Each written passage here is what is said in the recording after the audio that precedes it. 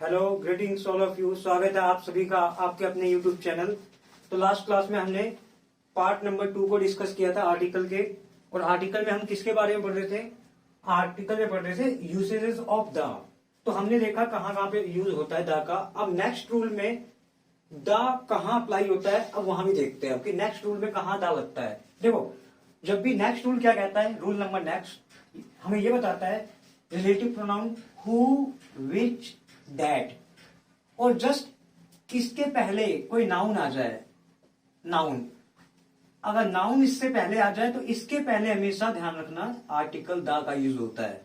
Article the का use होगा। Relative pronoun इनमें से कोई सा एक आएगा और जस्ट इसके पहले कोई द आर्टिकल होगा, सॉरी द होगा, और इस द को स्पेसिफिक बनाने के लिए हम आर्टिकल द का यूज करेंगे। ठीक है, देखो फॉर एग्जाम्पल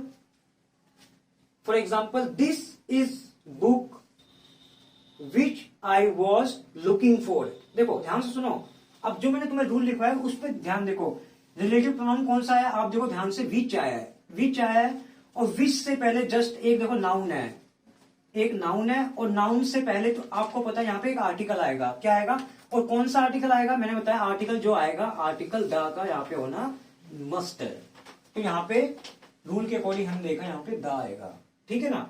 और एक तरह से हमने याद कर लिया कि हाँ इसके साथ द आता है, लेकिन समझते हैं द आता क्यों है। देखो हमने पता है द वहां यूज होता है जो पर्टिकुलर नाउन को डिफाइन करता है, एक पर्टिकुलर नाउन को डिफाइन डेफिनेट बनाने के लिए। This is the book which I was looking for. देखो ये बुक के बारे में आगे इंफॉर्मेशन दी है, ये वही बुक है जिसको मैं ढूंढ रहा था, यानी कि इस बुक से पहले मैं परिचित हूं। अगर मैं इस बुक को जानता हूं तो इसका मतलब वो एक बुक मेरे लिए पर्टिकुलर बुक हुई। तो इस पर्टिकुलर नाउन को डेफिनेट बनाने के लिए हम आर्टिकल द लगाते हैं। ये रूल के अकॉर्डिंग तो हो गया, लेकिन मेन इसमें जो वो था ना, बेस कंसेप्ट ये था इसका। हम वो कंसेप्ट नहीं देखना, बस ये देखो आप। ठीक है, सेम एज विच है, सॉरी हु है, हु से पहले क्या एक नाउन आया है? बताओ, ध्यान से देखो, नाउन आया, और आपको पता है नाउन को पर्टिकुलर बनाने के लिए तो हम द का यूज यहां भी करेंगे, तो आर्टिकल द आएगा। ठीक है, सबको क्लियर हुआ? देखो अब ध्यान से देखो, रूल नंबर ये आपको क्लियर हो गया। इसका नेक्स्ट रूल देखते हैं। नेक्स्ट रूल क्या कहता है? हमने देखा ये रूल में यहां द लगता है, और जिस तरीके से देखो यहां भी द लगता है। कैसे? जब भी होल, एंटायर, कंप्लीट, सेम आ जाए, ठीक है, और यहां पे कोई नाउन हो, ठीक है, तो इस वर्ड से पहले हमेशा द का यूज होगा। क्या होगा? द का यूज होगा। देखो कैसे, एग्जाम्पल भी आपके सामने है। ये नाउन है बुक, ये बुक क्या है? एक नाउन है, और नाउन से पहले इनमें से एक वर्ड आया नहीं आया, देखो होल, तो इसके पहले हमें द का यूज करना पड़ेगा, मस्ट होगा। ठीक है, इसी तरह से ब्लॉक ना, क्या है? The whole book is full of printing mistake. अब सेम एज इसमें देखो होल के साथ यहाँ पे द आया है, और ये नाउन है हमारा। ठीक है, तो आपने क्या देखा कि आपने देखा कभी भी ऐसे वर्ड आ जाए, जो ये चार मैंने वर्ड लिखवाए हैं आपको, और यहाँ पे नाउन है, तो जस्ट इसके पहले आर्टिकल द जरूर आएगा। ठीक है ना। तो हम ये सीख रहे हैं। देखो मैं एग्जाम के रिगार्डिंग सारे पॉइंट क्लियर करूंगा, और आप स्टार्टिंग से एंड तक आर्टिकल की पूरी वीडियो देखना। आपके एग्जाम में जितने भी क्वेश्चन आए होंगे पहले, वो इसी में से ही होंगे, और आने वाले क्वेश्चन मोस्टली इसी में से आएंगे। एक भी क्वेश्चन नहीं छूटेगा आपका। मैंने एग्जाम के रिगार्डिंग सब लिया है इसके अंदर। ठीक, जो जो एग्जाम में पूछता है मैं वही पढ़ा रहा हूं। ठीक है ना। तो आप मेरी वीडियो को स्टार्टिंग से एंड तक देखें। अब नेक्स्ट रूल को मैं करता हूं, ये नोट कर लो आप सभी लोग। देखो नेक्स्ट स्लाइड आपके सामने है। हमने आर्टिकल पहले पढ़ा कि आर्टिकल कहां पे आता है। अब नेक्स्ट रूल में क्या बताएंगे, आर्टिकल द और कहां लगता है उसके बारे में जिक्र करते हैं। देखो तो देखो द का यूज कहां पे होता है वो देखना है हमको। फिजिकल पोजीशन, जब भी कहीं बात होगी फिजिकल पोजीशन, यानी इसका मतलब क्या है? Fix position. जहां पे फिजिकल पोजीशन यानी पोजीशन फिक्स हो जाए, तो वहां पे हम द का यूज करते हैं। किसका यूज करते हैं? तो द का यूज करते हैं जब फिजिकल पोजीशन तो बताया। ठीक है ना। जैसे यहाँ पे क्या है, द का यूज होगा इनके साथ। कैसे? चलो देखते हैं।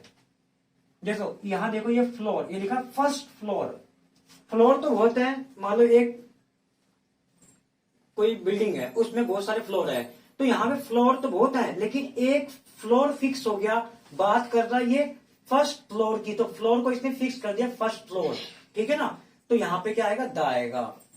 उसी तरीके से लास्ट, लास्ट भी हमारा क्या है, फिक्स हो गया लास्ट। उसी तरीके से टॉप, द टॉप होता है, ठीक है ना। सेम एज बॉटम के साथ भी क्या आता, द बॉटम, एक पोजीशन फिक्स हो गई बॉटम, ठीक है ना, last top. Same as floor, देखो मैंने बताया कि फ्लोर का भी ये सेकंड फ्लोर फिक्स हो गया है, तो इसको बताने के लिए दा का यूज होता है। मिडल, ये भी फिक्स ही हो गया कि मिडल एक पॉइंट है, फिक्स पॉइंट है मिडल, तो यहां भी दा आएगा। सेंटर, बिल्कुल बीचों बीच, यानी कि फिक्स हो गया सेंटर, ठीक है ना। तो मैंने बताया कि फिजिकल पोजीशन के केस में आर्टिकल दा का यूज होता है, ठीक है। अब देखो, ध्यान से देखो, मैं अब कुछ लोग ना इसको कैसे समझते हैं, मैंने यहां भी लिख दिया है, कुछ लोग इस बेस पे भी इसको करते हैं, तो मैंने आपको ये भी एग्जांपल दिया यहाँ पे। कुछ लोग ये बताते हैं कि ऑर्डिनल नंबर्स होते हैं और कार्डिनल नंबर्स होते हैं, ठीक है। हमारे पे दो नंबर है, एक तो ऑर्डिनल नंबर्स है और एक कार्डिनल नंबर्स है।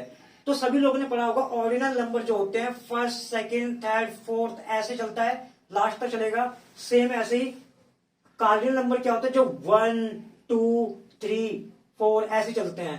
तो ऐसा बताया जाता है, रूल क्या कहता है कि जब भी आपके ऑर्डिनल नंबर लिखे जाएंगे, ध्यान से सुनना, जब भी आपके ऑर्डिनल नंबर लिखे जाएंगे तो ध्यान रखना उनके पहले दा लगता है। तो दा प्लस में क्या लगता है, ऑर्डिनल नंबर, दा प्लस में ऑर्डिनल नंबर। तो ये नोट कर लो कि इसके साथ जब भी सेंटेंस में तुम्हें ये वर्ड दिख जाए, कौन सा नंबर दिख जाए, ये नंबर दिख जाए ऑर्डिनल नंबर, तो इससे पहले हमेशा दा लगता है। क्या लगता है, दा लगता है, ठीक है, क्या लगता है, दा। लेकिन जब तुम्हें ये दिख जाए तो याद रखना इसके साथ कभी दा का यूज नहीं होता है, लिख लो, इसके साथ कभी भी दा का यूज नहीं होगा, और इसके साथ दा का यूज कंपलसरी है, होगा ही होगा।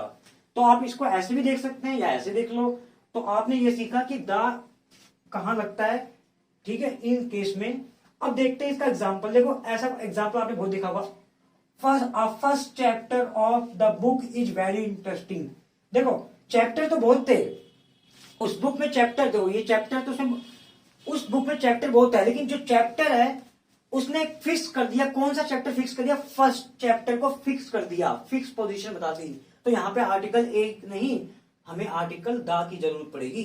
तो द फर्स्ट चैप्टर बोलेंगे, the first chapter of the book is very interesting, ठीक है, ठीक है। अब सेम है, देखो एग्जाम्पल एक और देखते हैं। ही स्टे, वह रुकता है, कहां पे, ही स्टेज ऑन सेकंड फ्लोर। तो सेकंड फ्लोर में सेकंड फ्लोर फिक्स हो गया है, तो यहां भी दा का यूज होगा। तो हमने इन सभी को एक एग्जाम्पल के भी थ्रू देखा। एग्जाम्पल नंबर जो मैंने 1 दिया आपको और 2 दिया, जो कि आपके एग्जाम के लिए बहुत हेल्पफुल होगा ये रूल। चलो नेक्स्ट स्लाइड में देखते हैं।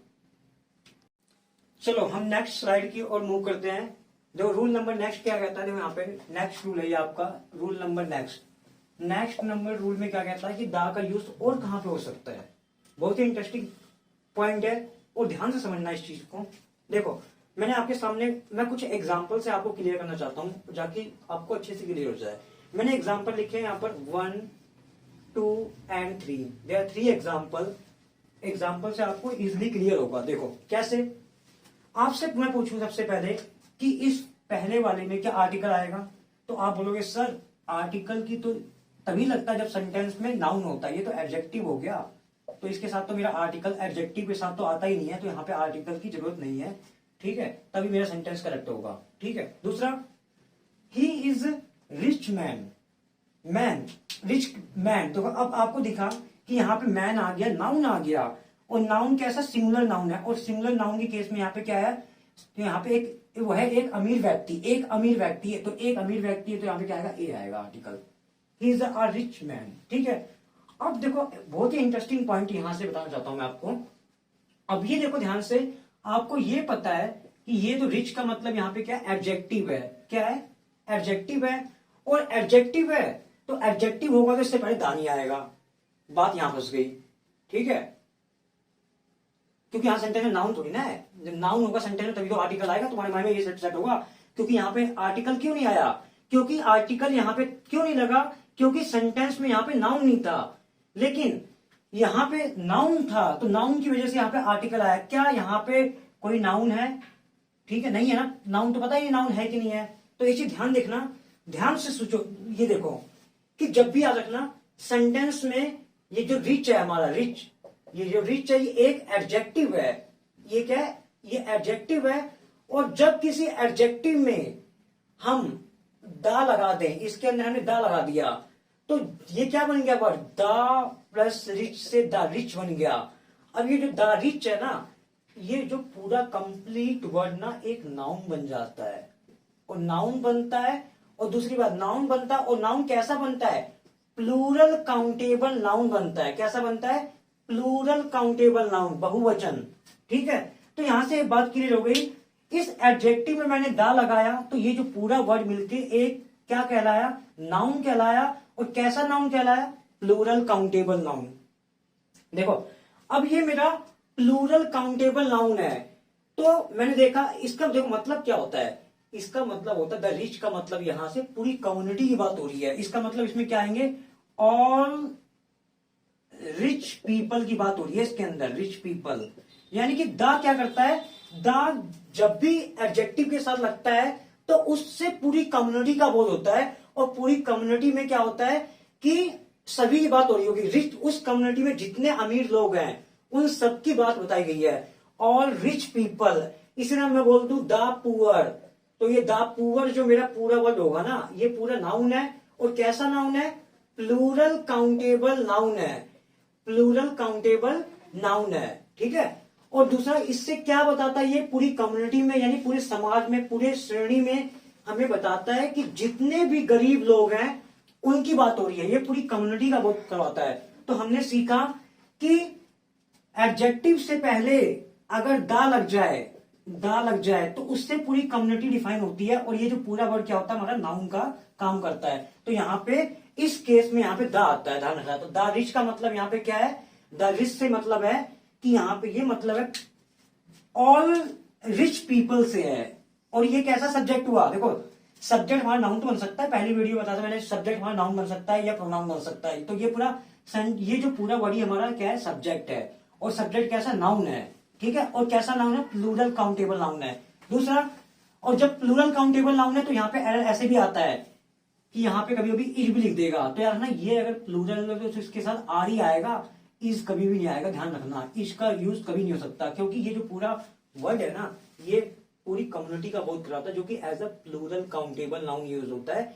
अगर मेरा सब्जेक्ट प्लूरल है तो उसके साथ जो वर्ब या हेल्पिंग वर्ब क्या होती है? प्लूरल होती है, जो कि आर आएगी। तो हमने देखा कि इस केस में भी दा लग सकता है। तो दा प्लस में एडजेक्टिव भी होता है। ठीक है, और जिससे क्या होता है? पूरी कम्युनिटी का बोध होता है। इसको कहते हैं प्लूरल काउंटेबल नाउन। बाकी हम इसको एडजेक्टिव में अच्छे से क्लियर करेंगे, और बाकी तुम्हारा नाउन के अंदर देखेंगे।